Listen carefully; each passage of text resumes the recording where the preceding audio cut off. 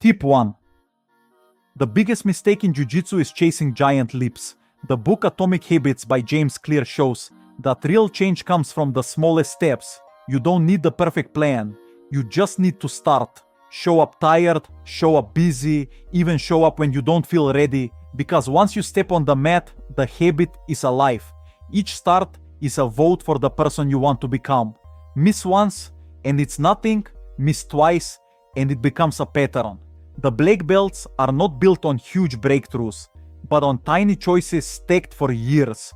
Walk through the door, tie the belt, start the roll. Keep it small, keep it steady, and Jiu-Jitsu will build itself into your life.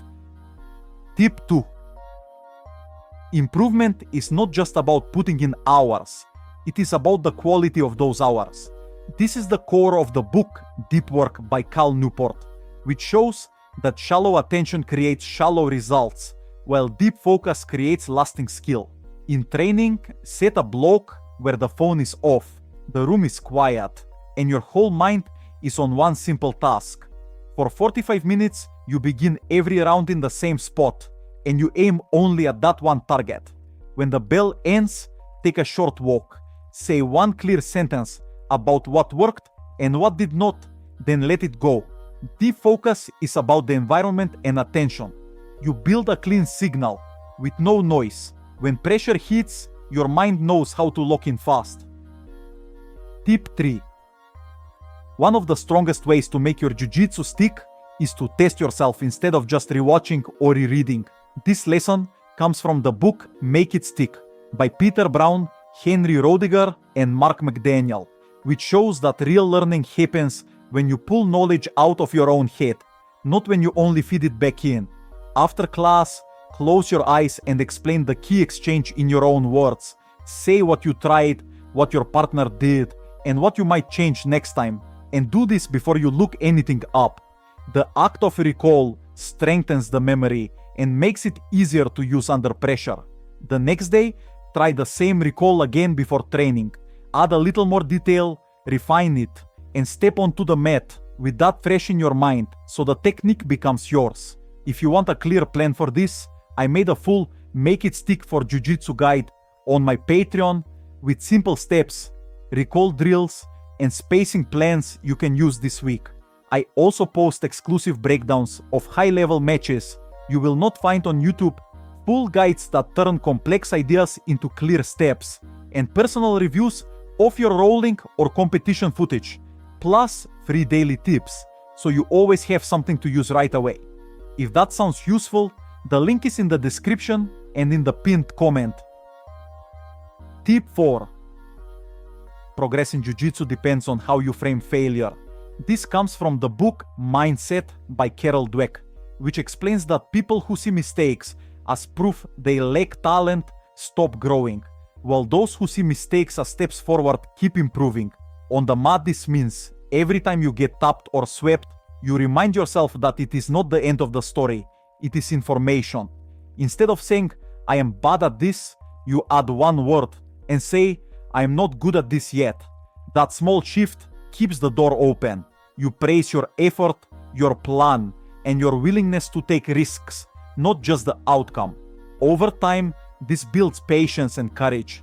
A growth mindset makes you choose the tough rounds, seek out higher belts, and welcome the positions where you feel lost. Each time you do, you train your brain to see challenge as fuel instead of threat. Tip 5. When the scramble starts, the voice in your head often becomes the opponent.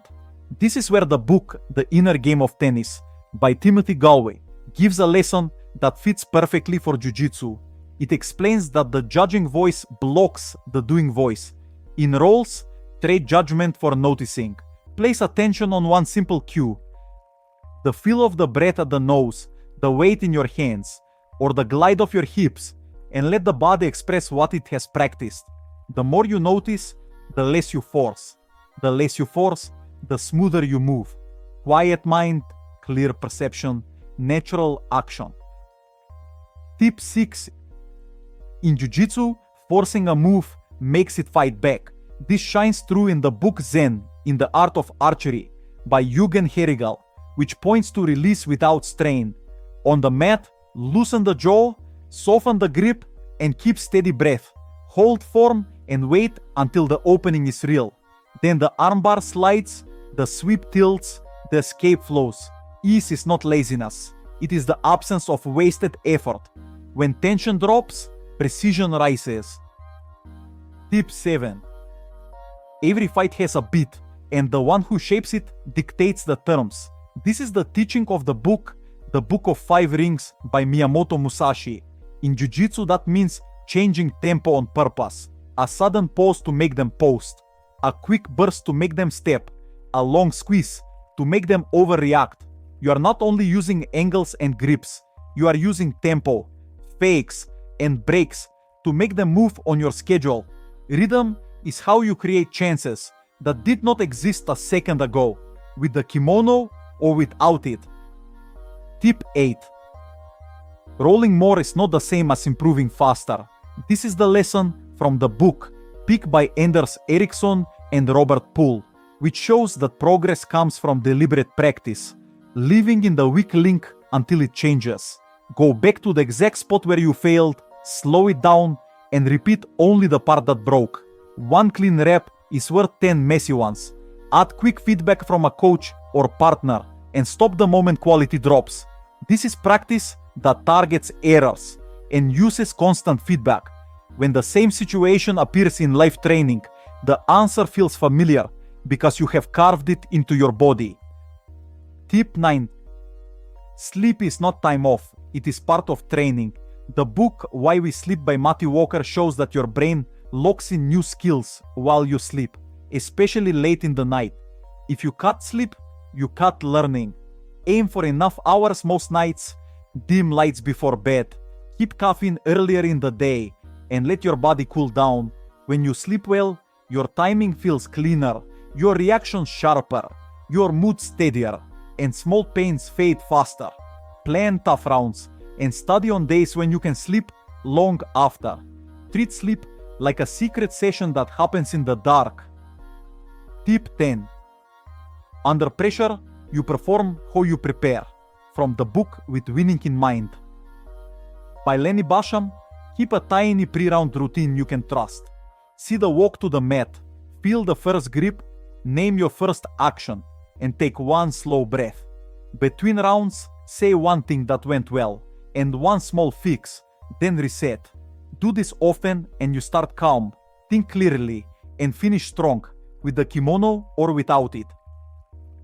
Thanks for watching, and if you want more, I post exclusive match breakdowns you will not find on YouTube, full step-by-step guides and personal video reviews, plus free daily tips you can use tonight.